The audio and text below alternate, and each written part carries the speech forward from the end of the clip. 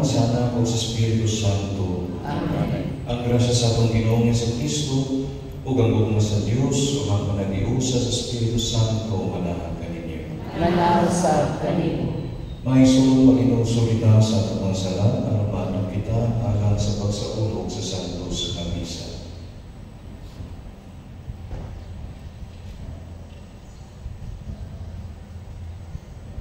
Nagakumpisa ako sa Diyos na magagawang sa tanan o kayo mo igsoon na nakalapas sa kadakuyan sa unang-una sa pulong sa buhat o sa wala magbuhat sa kinanggang buhaton. Kaya akong sala, akong lagong sala. Musa na muli ako ng sandalamia ng kalimutan sa dalang mahali o mga santos o kaliging magsuron aramina mo niya ko sa inyong mga Kaluyon tagada sa Diyos na makagagamang sa tanan o pasayloon sa atong mga sala. Dahil nung pagkita niya ng Diyos sa kinabuhing tayo. Amen.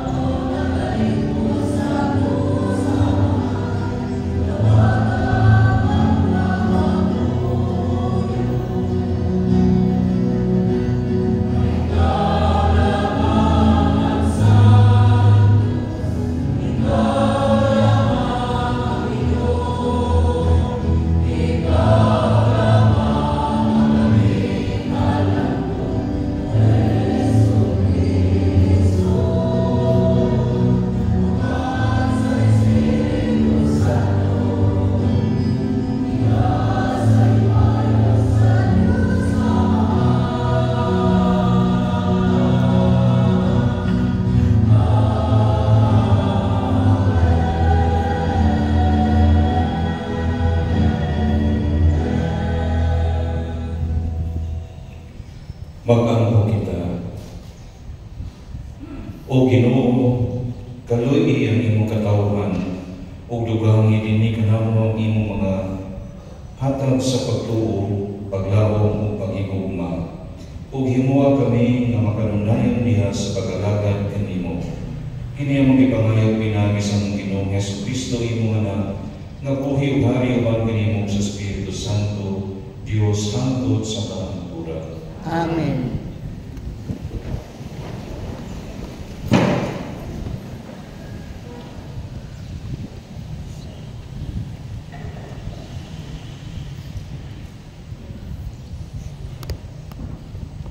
Kinudlo gikan sa basahon ni Propeta Jeremias. Pagka makaribisang sa silod sa Ginoo, ni adtong mga pangulo nga nagpasagad lamang nga pamatyon ug patibo laakon ang iyang katawan. Mao kini ang giingon sa Ginoo, ang Dios sa Israel, sa mga pangulo nga angay undang magatiman sa iyang katawan. Ipatibulaak o giabot ninyo ang akong katawan, inay inyo undang atimanon. Karon silutan ko kamo tungod sa dautan ninyong mga buhat. Ako ang Ginoo, mao'y nagsulti niini.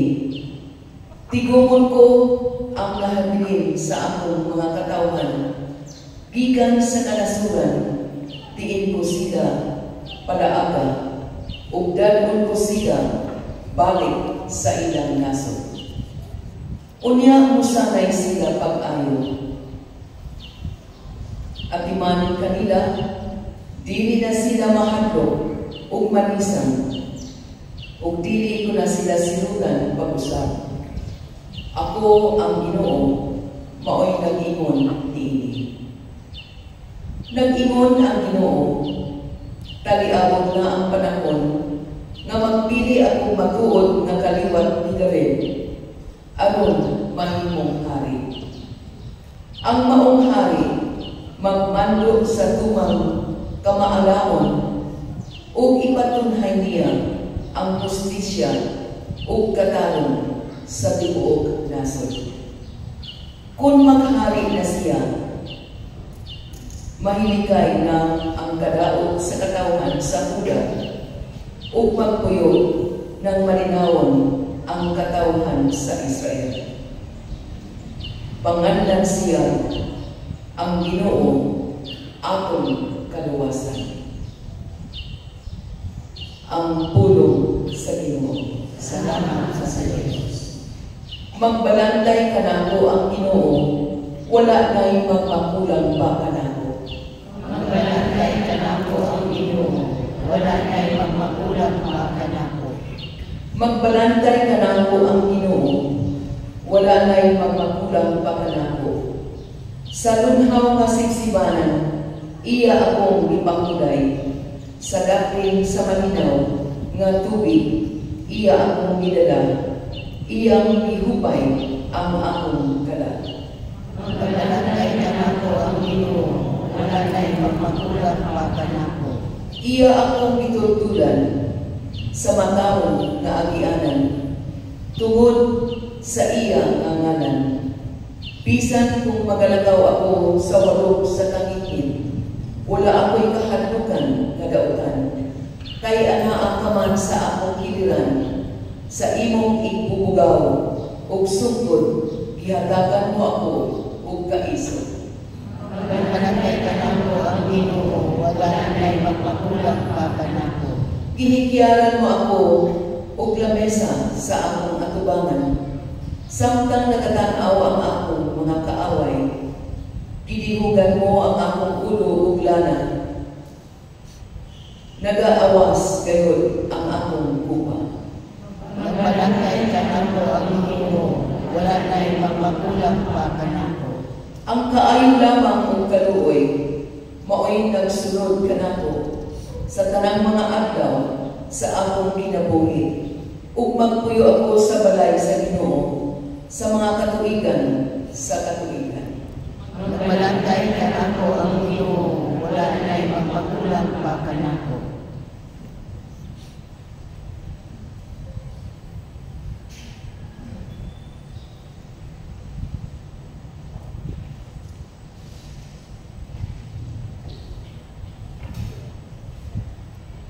Kinudlo gikan sa sulat ni San Pablo ngadto sa taga-Efeso.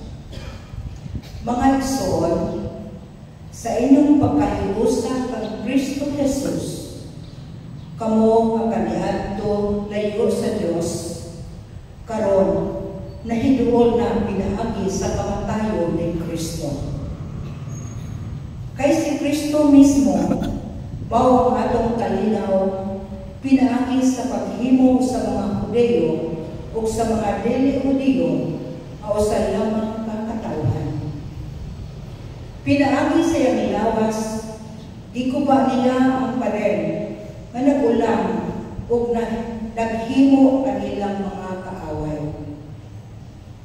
Giwagtang niya ang balaod sa mga Hudyo, lakip ang mga kasubuan o mga kalagdaan ini, aron gikan sa duha ka kaliwatan, mahimo diha kaniya ang usa ka katawhan ug sa ingon makapot ang kalinaw. Pinaagi sa iyang kamatayon sa krus, gihiusa kita niya ug gipasikuli ngadto sa Dios ug sa ingon ni ana, giwagtang niya ang pagdinumtanay. Busa mianhi si Kristo o gisangyaw niya ang maayong balita sa kalinaw alang sa tanan kaninyong mga dili-Hudyo nga kaniadto layo sa Dios o sa mga Hudyo nga duol kaniya. Pinaagi kang Kristo kitang tanan, Hudyo o dili-Hudyo, makaduol sa amahan diha sa usang ka espiritu. Ang pulong sa Ginoo. Salamat sa Diyos.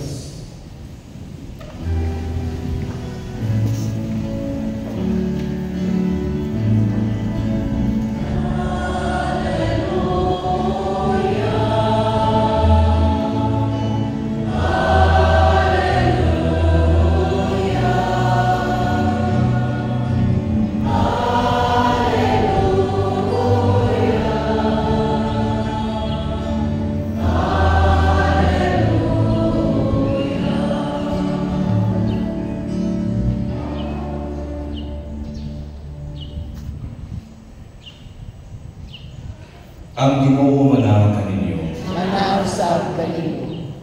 Pagbasa gikan sa Santos nga Ebanghelyo sumala ni San Marcos. Imayaon ikaw o Ginoo. Namalik ang mga apostoles ug nakikita sila kang Jesus ug ilang gisukilon kaniya ang tanan nilang nahimo ug natudlo. Daghang kaayo ang mga tao nga nagpuli-puli pagpangagot o pagpanlakaw. Tungod niini si Jesus ug ang iya mga tinun-an, wala na higayon bisan dali sa pagpangaon. Busa niingon si Jesus sa iya mga tinun-an, mangadto kita sa dapit nga awa-aw, aron makapahulay kamo jutay. Busa na nakay sila sa usa ka sakayan, ug nangadto sa usa ka dapit nga awa-aw. Apan daghang mga tawo ang nakakita sa ilang pagbiya ug nailan sila dayon. Busa ang mga tawo sa tanang lungsod ni Agto nga nagdagan ug nahiguna pagani pag-abot sa dapit ang giadtuan ni Jesus ug sa iya mga tinun-an. Sa pagkawas ni Jesus sa sakayan, nakita niya kining dagong panon sa katawhan ug nalukoy siya pag-ayaw kanila, kay sama man sila sa mga karnero nga walay magbalantay. O gitudluan niya sila ug daghang mga utang.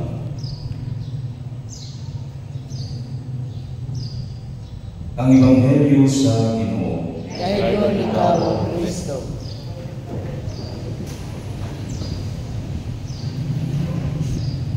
Somebody said this, my brothers and sisters, there is virtue in work and there is virtue in rest. Use both and overlook neither. Nasa ato ba, importante ang mong trabaho o importante sa manupahulay, buhat na kining duha o gayaw kalimti, bisan usa nila. May soul kini ang pagtulunan na atong pagkatunan ikan sa Ebanghelyo panulong buha. Human sa nalampuson na pagsanyaw, ang mga apostoles giingnan sila ni Jesus. Manganto kita sa dapit nga awaaw, aron makakapahulay kamo. Let us go to a deserted place, meaning a silent place, so that you can rest a while. Para kang Jesus ang pagpahulay, dilingkod na bahin sa kinabuhi sa mga tinunan. Ikalipay, of course, ni Jesus na sila nagtinuod sa ilang pagtrabaho, naghago sa ilang trabaho. Apan dili niya gusto nga sila mahago pag-ayaw o dili na makaapiman sa kauglingon nga kaayuhan. Now, my brothers and sisters, this is an important reminder not only for priests and religious, but for all who worship, all who wish to follow the Lord. Dili na tuhod doon ang panahon sa pagtrabaho, pagnegosyo, o pagpangita o panginabuhian. Dagan ka na ito, dili na mo simba. Inig Domingo kay tuang yapon sa ilang negosyo. Ano na rin mga tao nga sa gustuhan, mga senso, o munindot ang kinabuhi, dili na mo hulong sa pagtrabaho, dili na mo pahulay. Ang ubang gani, mahugda ng panahon sa pamilya, mahugda ng panahon sa mga higala, uglabaw sa tanan, o makasubog yun, kung mahugda ng panahon para sa Ginoo, kay dili na pagkasimba. There are at least 3 reasons, my brothers and sisters, why the Lord Jesus would like us to rest in between serious work. The first reason is practical, not practical reason. When we work hard, of course, we get tired and our bodies need rest. Dili man ta ang machine, tao man ta. Kapuyon man sabta. Musa kinahanglan sa kita na mapahulay. We have to slow down, or else we will suffer from what we call burnout and fatigue. Kung dili ta mohunong sa pagtrabaho, dako ang buruhan, na kita masakit ug maluya. Busa subo, panandungon nga sige kag trabaho aron makakwarta. Unya kung masakit na ta, ang atong kwarta gamiton ra pod sa pagpangangbangan sa ospital. So that's the first reason why our Lord Jesus Christ wants us also to rest. Practical reason, and of course about the physical. The second reason is psychological. We all need space and time to be by ourselves.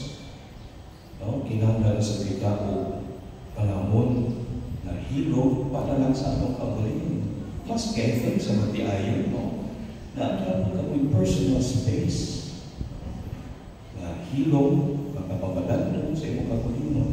People need a break away from the noisy world or away from the maddening crowd.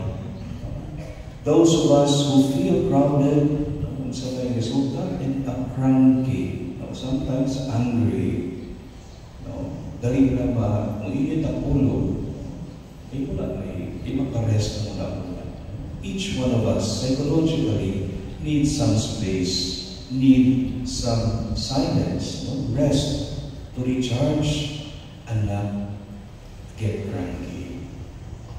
And finally, which I believe is the most important reason why the Lord wants us to find rest after a serious work is spiritual. So after the physical, after the psychological, spiritual reason, in a quiet and prayerful atmosphere, a servant of God can recharge his energies or her energies, get his or her bearings, and be inspired again.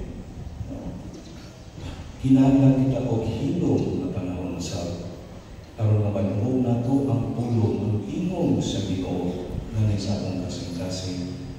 Dili nato madungog ang tingog sa Ginoo diha sa atong konsensya, diha sa atong kasing-kasing kung puro saba ang atong paligid.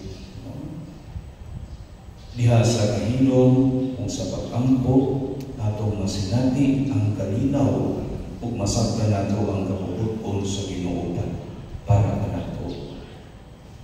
Ginibayaan ni Saint Mother Teresa of Calcutta atong dinipa siya sa kalibutan.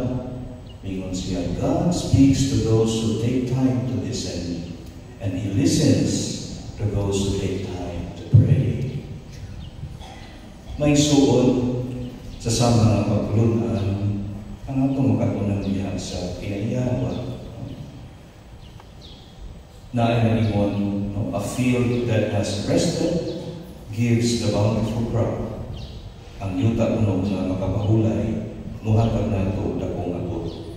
And I'm sure the farmers here know this very well, know this wisdom very well. Kung sama na po sa tao, ang tao na makapahulay, maayo, makahatag siya o daghan sa mga kaayuhan. So mo kini ang pahinungdong kanato sa atong Ginoo. We need to have time to rest. We need to take time to rest. No? Rest, quality na rest, ano na makapawalan mo, makaampo, makasamba, makasimpa na kanina. No? There is a rule of thumb in driving na nagingon, keep your eyes on the road. Of course, your hands on the steering wheel. And to stop when you are tired and sleepy. Importante kini nga pahinungdong sa mga balangero na driver, maski sa motor. Kung dili ka mohunong, kapoy ang lawas, madelikado ka na disgrasya. And this is also applicable sa atong kinabuhi. The same rule applies as we travel on life sa atong kinabuhi. We must work, we must also learn how to stop and rest and give time for God. No matter what happens, we must stay focused on our task, especially on Jesus, who is the source and the reason of everything we do.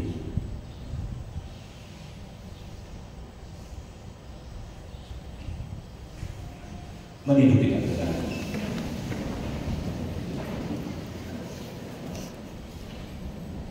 Nagatong kami sa usa ka Dios ang amahan ng magagalang sa tanan, magbubuhat sa langit ug sa yuta, ug sa tanan ng makita o dili makita. Nagatong kami sa usa ka Ginoo, si Jesucristo ang among anak sa Dios. Diyan sa mahal sa walay katuigan, Diyos bigan sa Diyos, kahayag bigan sa kahayag. Matuloy na Diyos bigan sa Diyos matuloy. Diyan ang pilipinuhat sa pinaya sa mahal. Unabi kaniya na nahimo ang kadanan.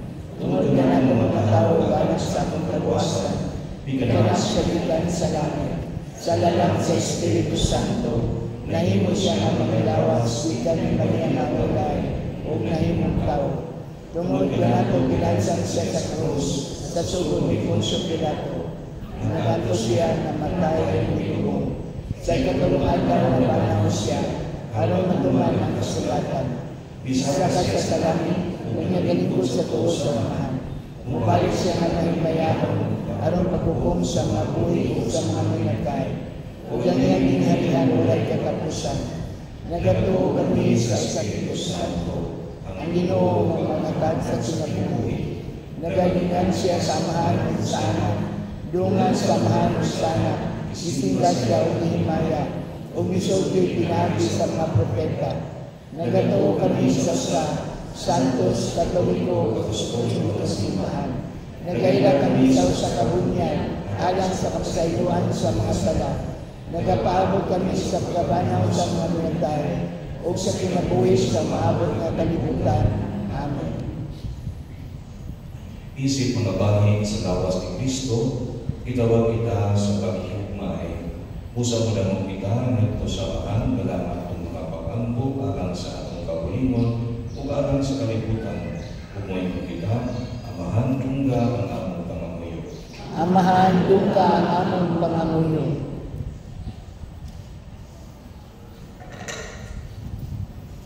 Ang mga pangulo sa simbahan, dinasig sa Espiritu Santo, maalamong magdumala sa katawhan sa Diyos, mag-ampo kita. Amahan tungga ang among pangamuyo. Ang tanan na nagdumala sa atong kalibutan, magkakaton sa tiningog ng pagpamuhat sa ingon, makapot ang kalinaw, ang tinusbawan o ang hustisya, mag-ampo kita. Amahan tungga ang among pangamuyo. Nga sila kansang kinabuhi na puno sa kasamo, sa kahadlok o sa kabalaka, makapahulay nila sa mahilong nga presensya sa Diyos, mag-ampo kita. Amahan tungga ang among pangamuyo. Nga ang tanan nga may palatian sa lawas, sa pangisip o sa espiritu, makaampo o makasinati sa kalinaw o sa kahubayan sa gugma ni Kristo, mag-ampo kita. Amahan tungga ang among pangamuyo. Ngayon tang isipon nga tapos o kapusnanan, alang kanamo nga ang halandong Teofilo kamumot, mabayon ang adto sa altar sa mga santos, mag-ampo kita. Amahan tungga ang among pangamuyo. Nga ang mga matuuhong na naguna kanato, magantihan na sa pahulan dayon dito sa gingharian sa Diyos, mag-ampo kita. Amahan tungga ang among pangamuyo. Ginoo ang among mga pag-ampo karon adlaw, magpunti unta sa among kinabuhi nga nasa imong anak si Hesus Kristo nga Ginoo hangtod sa kahapuran. Amen.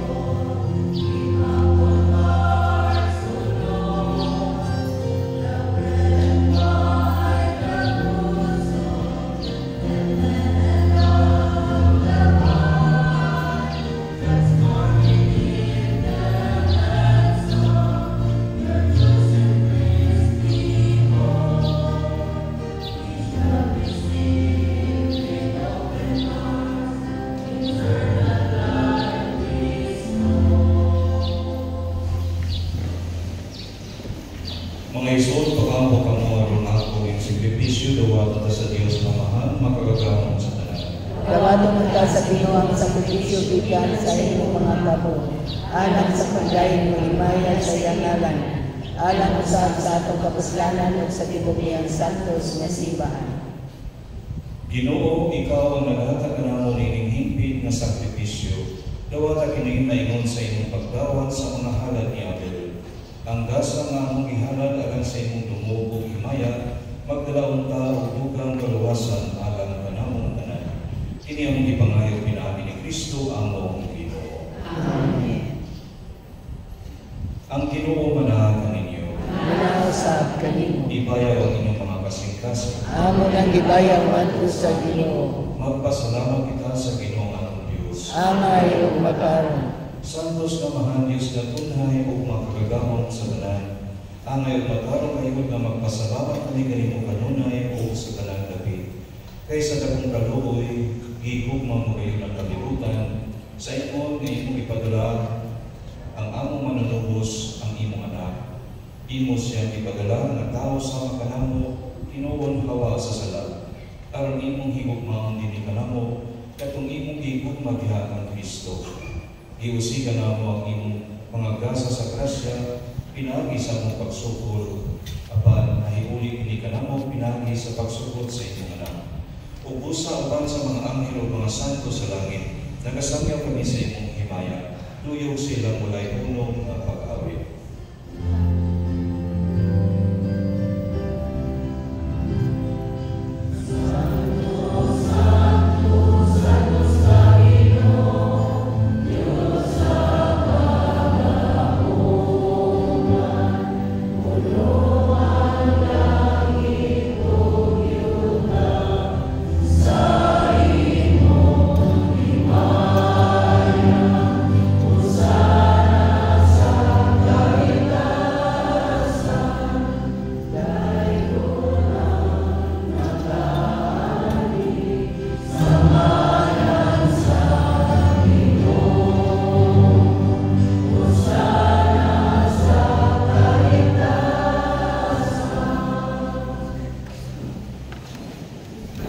Santos kay ikaw, Ginoo, ang tuburan sa tanang kasantos.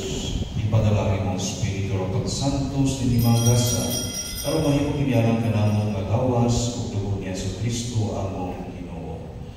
Sa pagpasakit sa iyang kaugalingon, mikuha siya og pan, mipasalamat kanimo, mipikas o mihatag niningadto sa mga tinunan o bingon. Dawata kini ninyo magkananog kana, kay kini mao akong gawas, na itugyan alam.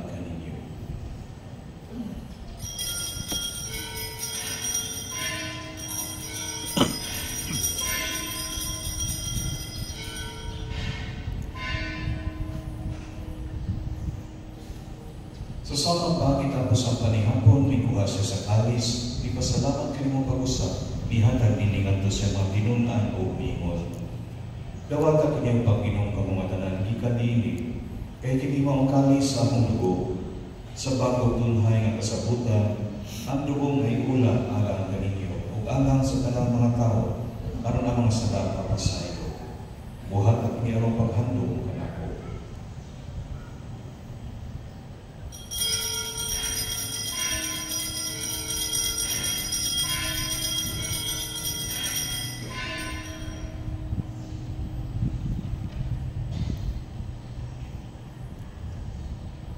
Kini ang misteryo sa pagtuloy.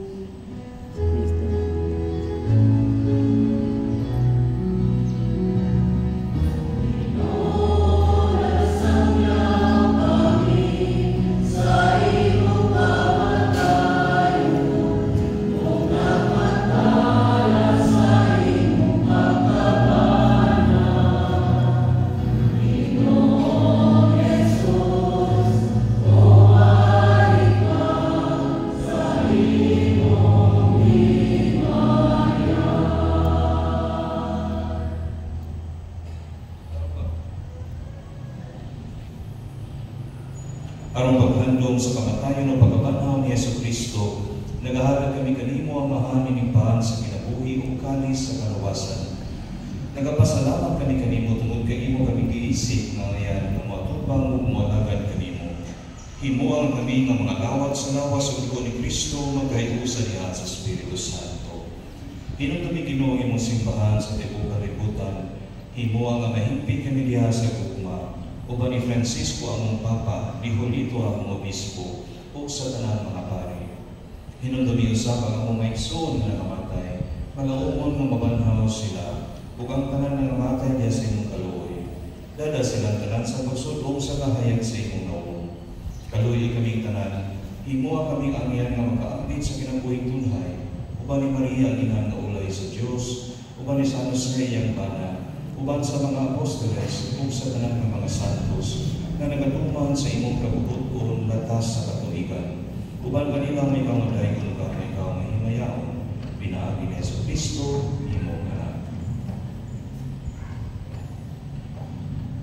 Pinaagi kaniya uban kaniya diha kaniya, ihatag na kanimo makagagahong nga amahan, diha sa kayusa sa Espiritu Santo, ang tanang lumugog himayan, hangtod sa kahangturan.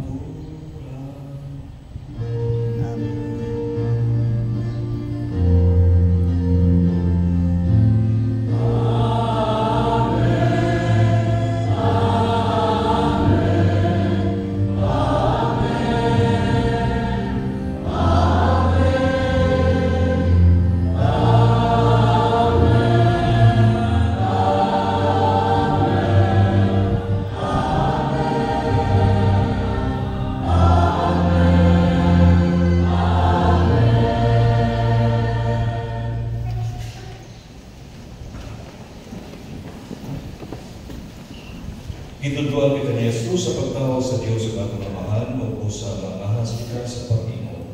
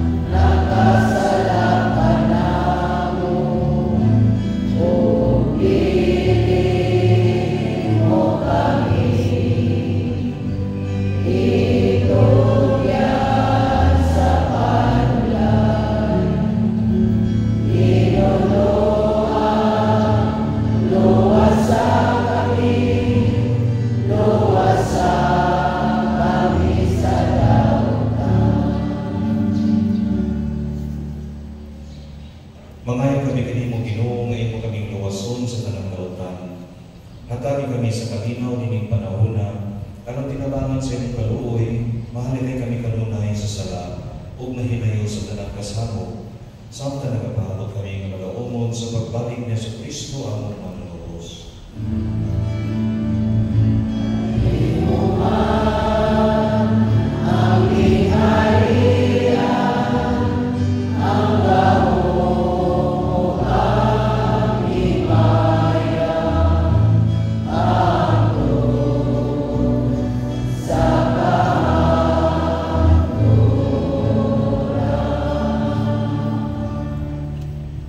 Ginoong Jesucristo nag-ingon ka sa imong mga apostoles, ang kalinaw ibilin ko kaninyo, ang akong kalinaw ihatag ko kaninyo.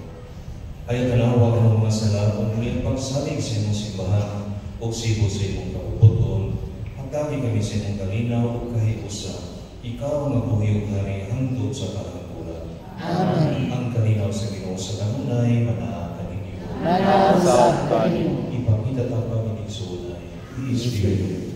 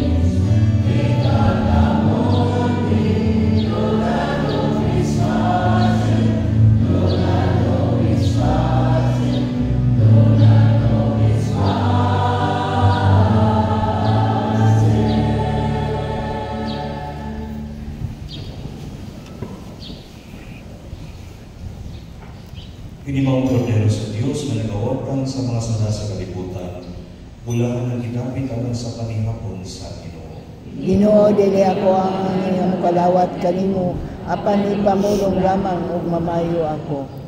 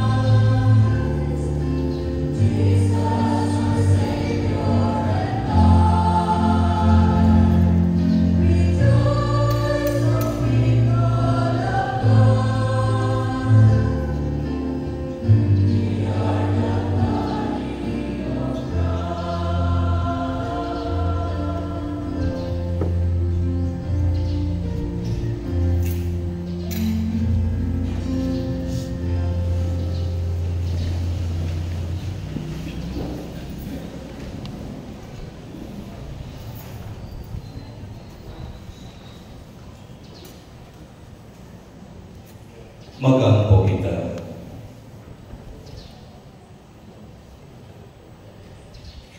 O Amahan na maluluyon, ini mga misteryo maghatag ang taganamo upang kung kanasi, ingon man magdalawang taganamo upang ang kinabuhi diha kanimo. Kini among ipangayo pinamin ni Kristo among Ginoo. Amen. Pag-ampo sa mga Valenciano ngadto sa inahan sa mga sinalipay, kitang tanan. Kaloy kami, Senyora, o inahan namo. Panaliti ang among banay, ang among lungsod, ang among nasod ug ang tibuok kalibutan. Ipahilayo ka namo ang mga kadahutan, katalagman ug mga kasamo. Piusaha ang mga kasing-kasing nga nagkatigulaag, uban sa kalipay na among pagabation, isip imong mga anak. Pinamagi sa imong panabang, mahatagan unta ang tanang mga parokyano sa mga grasya nga ilang gikinahanglan sa kalag ug sa lawas. Magtanutang ang mga sasala nga mubalik sa Dios. Tabang ang mga masakidon nga sila magpagpailubon sa ilang giantos. Lamdagi ug dasiga ang among mga seminarista. Magmagahan sila sa ilang isip mga pari nga gikan sa Valencia. Iyay tutuloy kanunay ang among mga kaparian, mga madre, mga reliyoso o mga misyonero. Masumaganayan sila sa ilang misyon sa pag-alagad sa Diyos. Mahiusahan ka kami upang kanimo sa inaniran sa langit, upang ikaw magdayeg sa langit ng Amahan, upang sa inyong anak na si Jesucristo, na nahiusa sa Espiritu Santo. Amen. Palihog manglingkod.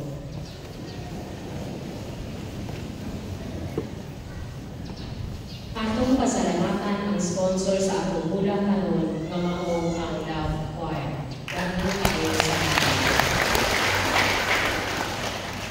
Ang sponsor sa bulang sunod nga Domingo mao ang Vocals for Christ Choir.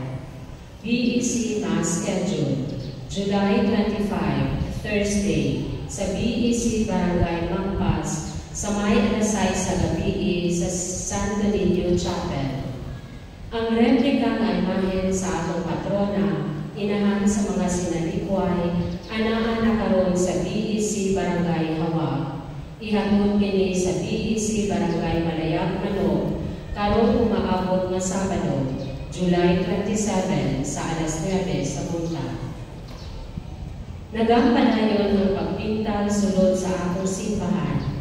Alang sa mga buod kudunit ni ining project, palihog lamang sa paghatag diha sa opisina sa parokya.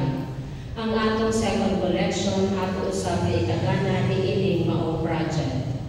Sa sunod na Domingo, July 28, mao ang Seminary Sunday. Ang mumisa dinhi sa atong parokya mao ang atong mga kaparian gikan sa St. Joseph Seminary College sa atong diocese. Ang tanang mass collection sunod nga Domingo atong ihatag ngadto sa seminaryo sa atong diocese. Serado ang atong opisina sa parokya gikan sa July 26 adlaw nga Biyernes hangtod sa July 28 adlaw nga Domingo. Annual retreat of staff and employees. Alang sa adunay mga pamisa, palihog lamang sa pagpalista ahead sa atong opisina sa parokya. Bukas kini ugma Lunes, July 22, hangtod sa July 25, adlaw ang Huwebes. Publication of marriage funds. Juber Carsaban Caspe, 25 years old, anak ni Venancio Caspe Jr. o Mirna Carsaban, lumulubyo sa Purok Okra, Bungaw, Valencia. Buod mga asawa ni Kathleen Joy Orfanil Noay, usa ka 25 years old, anak ni Kim Noay o Provenita Orfanil. Lumulubyo sa Purok Okra, Bungaw, Valencia. Ang kasal pagkahimuon karon July 24 adlaw nga Miyerkules dito sa parokya sa San Isidro Labrador, Hunog, Dumaguete City. James Remolano Paradero, 30 years old, anak ni Jaime Alburo Paradero ug Alicia Noay Remolano, lumulubyo sa Pulancato, Valencia. Buot mga asawa ni Buenaventura Ausencilio Margaso, usa ka 45 years old, anak ni Jesus Verganio Margaso ug Damiana Senate Ausencilio, lumulubyo sa Pulancato, Valencia. Ang kasal pagkahimuon karong July 27, adlaw nga Sabado sa May 6 sa buntag. Alang sa mga adunay mga pagbabag or dili pag-uyod kabahin sa kasal sa mga kalaslon nga atong gitawag, palihog lamang sa pagduol sa opisina sa parokya. Daghan kaayong salamat.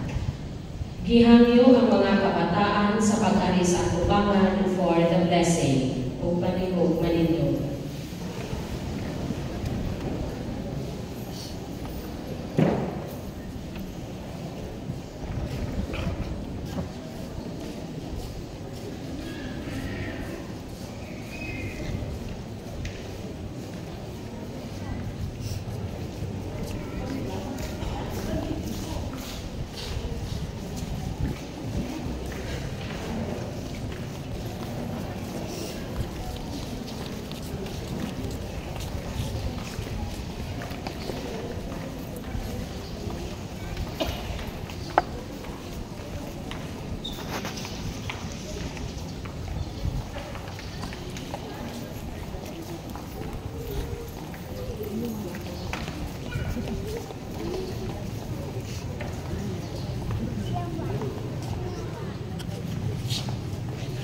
Bendisyon Allah sa mga kabataan.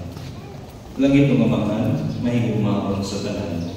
Nagadahay kami kanimo tungod sa paghatag ng kanamo ang Hesus nga among mananubos. Ibendisyonan niya ang mga kabataan na gituol kaniya. Dawaton kaniya na mahinamton sila nga gituol kaniya karon. Tanawa nga mahigugmaon ini mga kabataan upang tayo sila sa imong gugma.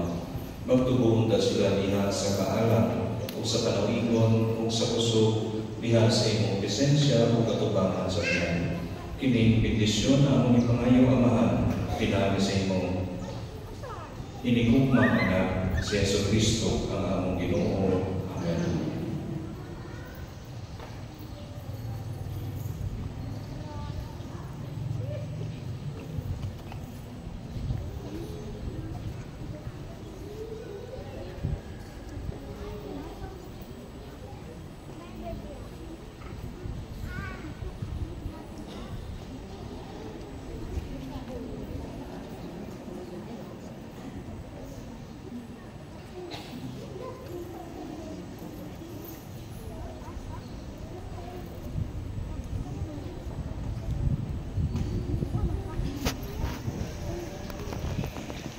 Ang Ginoo manahan kaninyo. Manalangin kaninyong Diyos ang makagagahong sa tanan, ang Amahan, ang Anak ug ang Espiritu Santo. Amen. Tapos ng misa, dalang kalinaw o